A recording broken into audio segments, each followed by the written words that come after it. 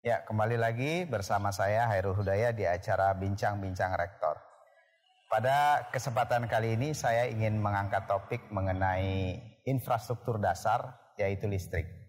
Listrik adalah kebutuhan infrastruktur dasar yang menjadi kebutuhan dasar kita semua dan menjadi hal yang sangat penting bagi pertumbuhan ekonomi suatu daerah maupun juga untuk kehidupan kita sehari-hari.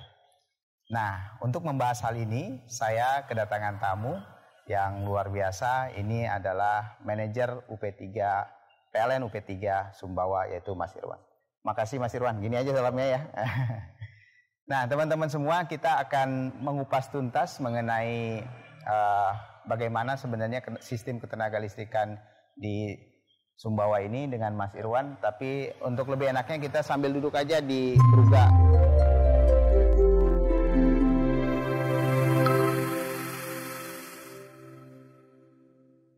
Oke, alhamdulillah kita kedatangan tamu yang luar biasa, Mas Irwan, yang saat ini kita sedang berada di taman nih Mas Irwan ya, Taman Kota Sumbawa, yaitu di Taman Mangga. Sejuk banget Mas Irwan ya di sini ya. Luar biasa. Alhamdulillah. Nah teman-teman, kita pengen dengar siapa tamu kita kali ini. Mungkin kita kenalan dulu Mas Irwan. Mungkin dari mana asalnya, terus kemudian pendidikan dari mana, kemudian kapan ke Sumbawa gitu, Mas Irwan? Ya. Silakan. Assalamualaikum warahmatullahi wabarakatuh. Waalaikumsalam. Perkenalkan teman-teman, saya Irwanto dan kebetulan dapat amanah di PLN UP3 Sumbawa dan sebenarnya adalah hari terakhir saya di sini, Pak Rektor. Alhamdulillah, udah menyelesaikan tugas sebagai manajer ya di sini ya. Saya diamanai pindah tugas lagi ke Banten. Ya. Saya sendiri asli Solo, Pak Rektor. Dari saya. Di Solo sampai dengan SMA. Kuliah di Bandung 5 tahun. ITB ya? ITB. Jadi saya sekolah tidak tepat waktu. Justru banyak pengalamannya tuh kayaknya tuh. Iya. Teman-teman 4 tahun, 4,5 tahun dulu saya menghabiskan waktu 5 tahun. Masuk PLN tahun berapa dulu? Masuk PLN 2010. 2010, lulus tahun 2009. Jadi langsung mau jadi pegawai. Kenapa mau jadi pegawai PLN sih? Jadi sebenarnya ceritanya itu agak lucu sebenarnya.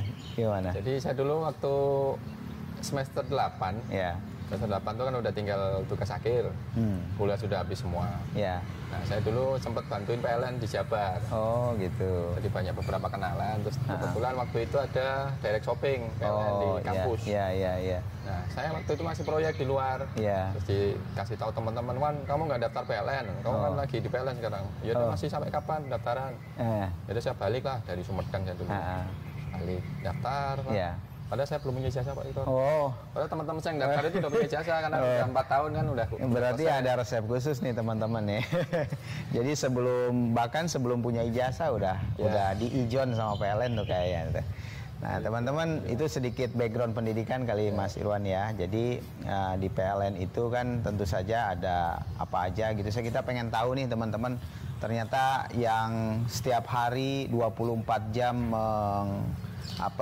mensuplai listrik kita supaya tidak mati, ini orangnya yang berjasa itu di belakang layarnya demikian nih.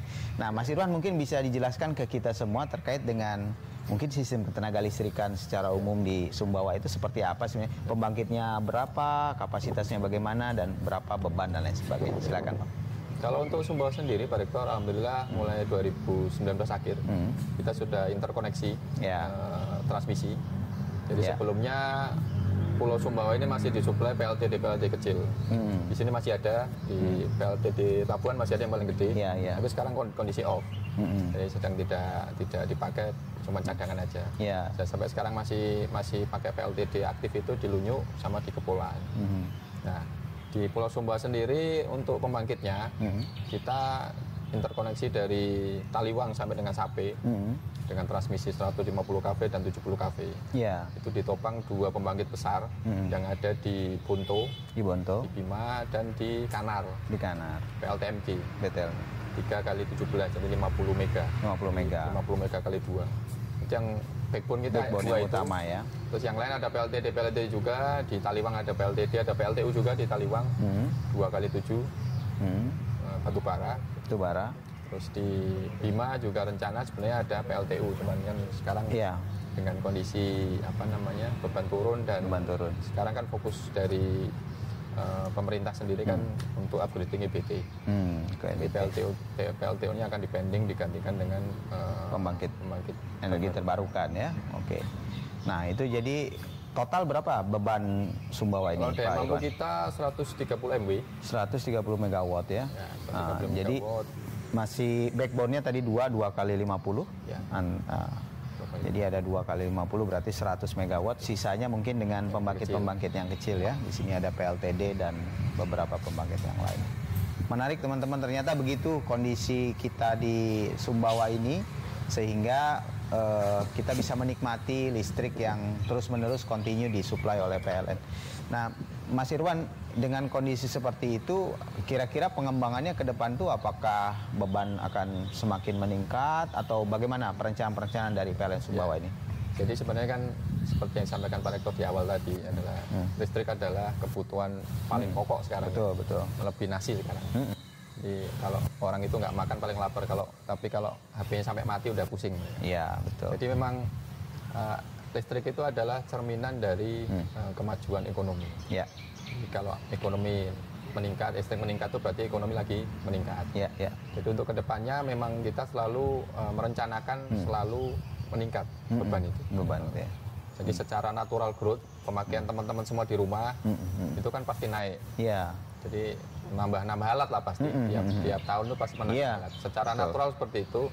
Terus itu dari sisi existing pelanggan existing. Terus pelanggan yang baru juga pasti akan bertambah. Rumah-rumah yang belum ada listriknya sekarang ada listriknya. Terus ada industri yang besar, terus toko-toko pasti nambah terus itu Pak Rektor. Iya. Nah, kalau tadi kan disebutkan bahwa PLN sekarang sudah beralih juga ya ke EBT ya, energi baru terbarukan. Nah, di Sumbawa ini sendiri gimana tuh Pak Irwan, rencana pengembangan EBT-nya misalkan seperti itu, bagaimana Pak?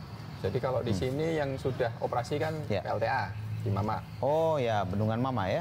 Sudah. Berapa itu kapasitas Pak?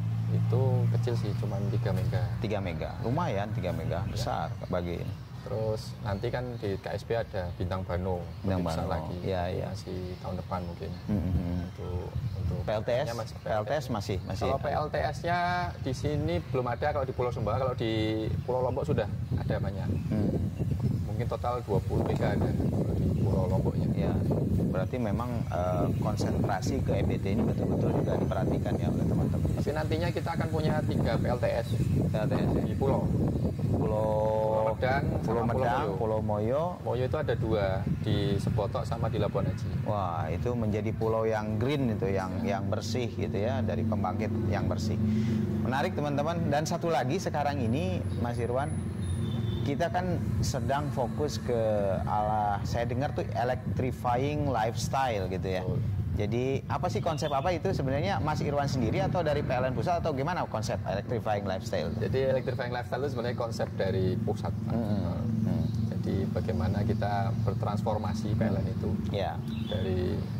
Dari dulu cuman jualan listrik, sekarang kita menjual lifestyle juga.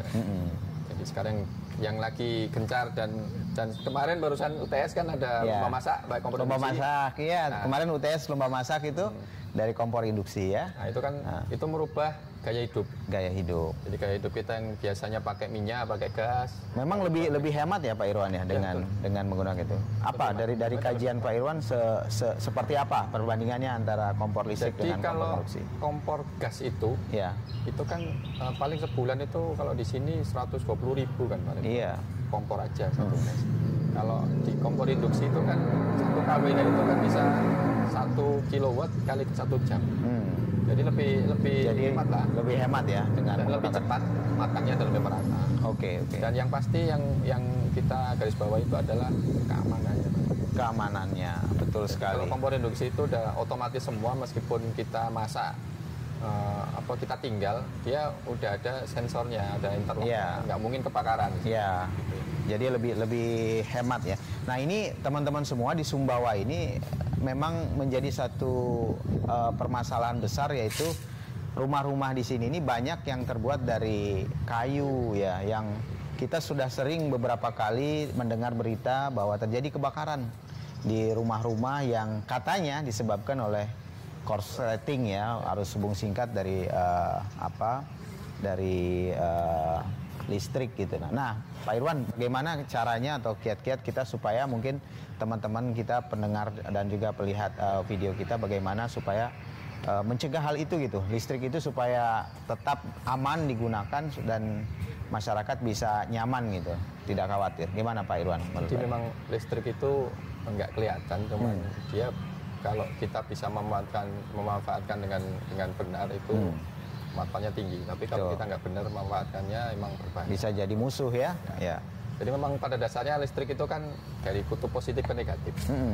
Jika itu ada terjadi hubung singkat atau yang kita biasa sebut korslet terjadi loncatan muatan lah kalau kita bahasa teknisnya, alias korslet itu menimbulkan panas.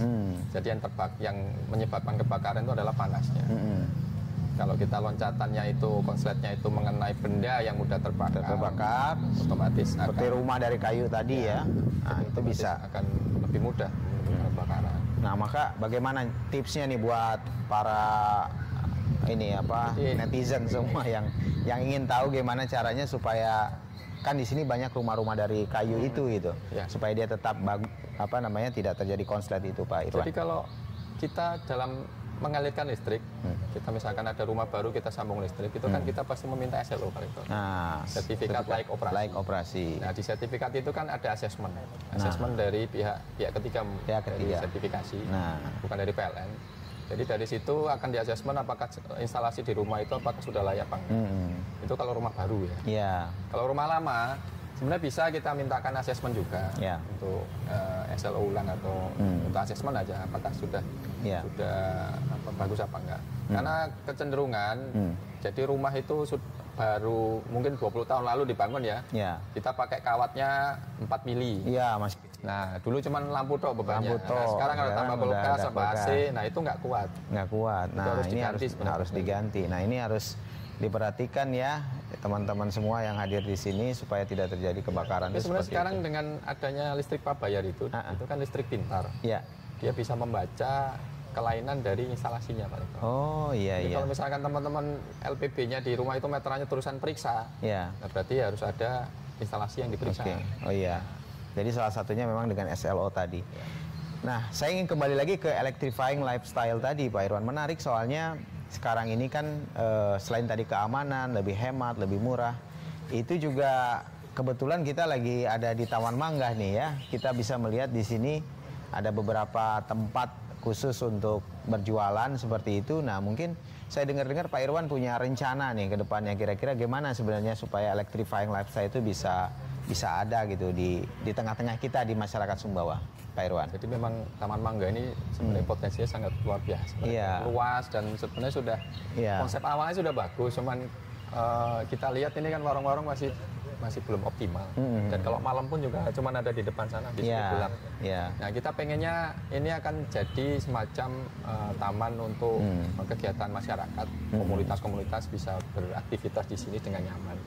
Nah, kita pengennya ini kuliner-kuliner ini akan kita modernisasi dengan electrified lifestyle.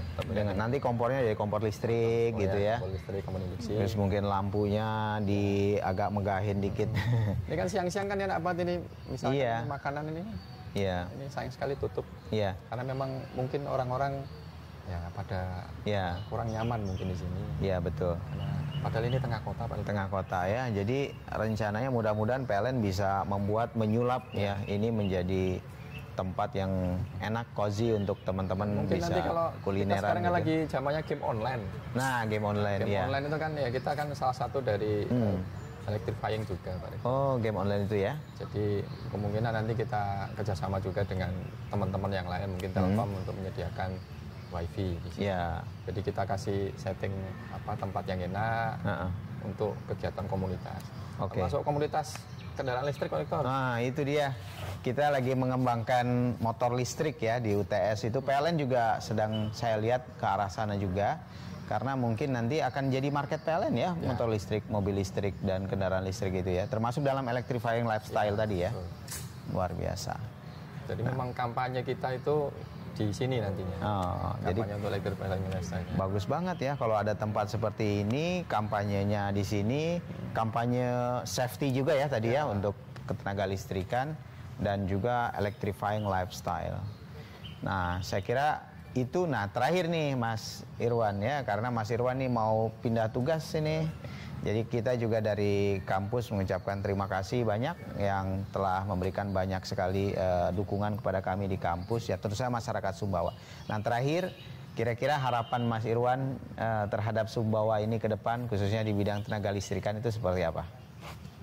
Kalau saya sendiri pesan kesan Pak Rektor di sini luar biasa Sumbawa potensinya Pak Rektor. Iya, iya. Jadi potensi agronya itu sangat besar karena luas wilayahnya juga sangat besar. Betul. Jadi potensi untuk maju itu sangat besar. Kita dari sisi infrastruktur dari PLN sangat mendukung sekali untuk perkembangan kota ini. Terutama kita juga ada program Electrifying Agriculture. Electrifying Agriculture. Jadi kita mendukung perkembangan dari agriculture, dari pertanian. Nah, di sini perlu kalau saya sendiri berpesan ke teman-teman di Sumbawa Pak Rektor. Nah, potensinya di sini adalah terkait dengan pertanian. Pertanian ini. Jadi, kalau pertanian itu kita bisa majukan dengan pertanian modern. Tentunya pasti akan menghasilkan hasil yang lebih banyak. Betul, betul. Jadi dengan adanya mungkin tumbuhnya pabrik-pabrik baru misalkan untuk mengolah bahan setengah jadi atau bahan baku menjadi setengah jadi dan bahan jadi ya. Jagung, padi dan lain sebagainya. Termasuk udang, itu kan udang juga ya, tambak dan lain sebagainya bisa dilakukan di sana. Dan tentu saja di situ ada PLN karena udang ya, tambak udang tanpa adanya listrik bisa mati semua itu. Jadi memang industrialisasi itu. Industrialisasi di sana dan core di sana adalah PLN sebagai salah satu ya mungkin satu-satunya ya pensuplai tenaga listrik ini menjadi sangat penting. Mas Irwan, boleh nggak diceritakan ini terakhir mungkin ya sebelum kita tutup, mungkin pencapaian Mas Irwan. Mas Irwan berapa lama di sini? Sudah 1,5 tahun saja gitu ya. Nah, kira-kira mungkin apakah dari penambahan jaringan atau apa yang Mas Irwan ingin sampaikan ke teman-teman? Ya, alhamdulillah. Saya bisa mengakhiri tugas di sini dengan tenang Pak Rektor. Alhamdulillah. Nggak banyak komplain. Nggak banyak komplain ya. Indikasi saya sukses itu kalau pelanggan nggak banyak komplain. Nah, memang customer satisfaction-nya tinggi berarti itu ya. Iya. Kepada masyarakat Sumbawa. Iya. Saya bisa mengabdi di sini. Betul. Di sini kalau pencapaian saya sendiri sih sebenarnya yang ya kalau mau dibangga-banggain sebenarnya tidak ada yang menonjol. Tidak, bukan dibangga-banggain ya, artinya apa yang telah dicapai lah oleh Mas Irwan. Ya kalau di sini kemarin tahun lalu sudah bisa melistriki 24 jam untuk Lantung Lebin. Alhamdulillah tuh. Dan warga Lampung sama Ropang. Lantung dan Ropang. Ya, alhamdulillah berkat usaha dengan Mas Irwan dan tim tentu saja bisa luar biasa. 24 jam. Asalnya berapa jam? 12 jam. 12 jam jadi 24 jam. Nah, di Orang Telu juga Pak Rektor. Orang Telu juga? Orang Telu udah 24 jam juga? Alhamdulillah. Tuh masyarakat harus berterima kasih ke PLN ya. Terus? Yang pasti kita jaga keandalan. Jaga keandalan. Sampai banyak padam itu. Iya. Ya terutama kalau lagi musim hujan ya Mas Irwan ya. Pohon jatuh, terus kemudian banyak hal lah sebenarnya kendala-kendala, dan itu betul-betul saya sendiri melihat sendiri gitu ya di lapangan, begitu banyak kendala-kendala di lapangan, tetapi teman-teman ini kala hujan, kala malam, kala apapun dia tetap datang gitu ya untuk memulihkan jaringan itu supaya lebih jadi pulih. Mas Irwan, rasanya 1,5 tahun ini sangat singkat sekali ya teman-teman semua. Saya mengenal beliau juga dengan baik. Jadi selamat bertugas di Lebak. Mudah-mudahan di sana dengan keluarga barunya bisa pemegang PLN. Lagi PLN di Lebak. Sekali lagi terima kasih Bang Irwan. Terima kasih. Oke. Ya. Jadi teman-teman itu saya perbincangan dengan Mas Irwanto, manajer UP3 PLN Sumbawa. Satu pelajaran yang saya lihat dari Mas Irwan ini adalah pengabdian tanpa batas untuk negeri. Itu yang bisa saya sampaikan pada kesempatan bincang-bincang rektor kali ini. Saya akhiri, wassalamualaikum warahmatullahi wabarakatuh.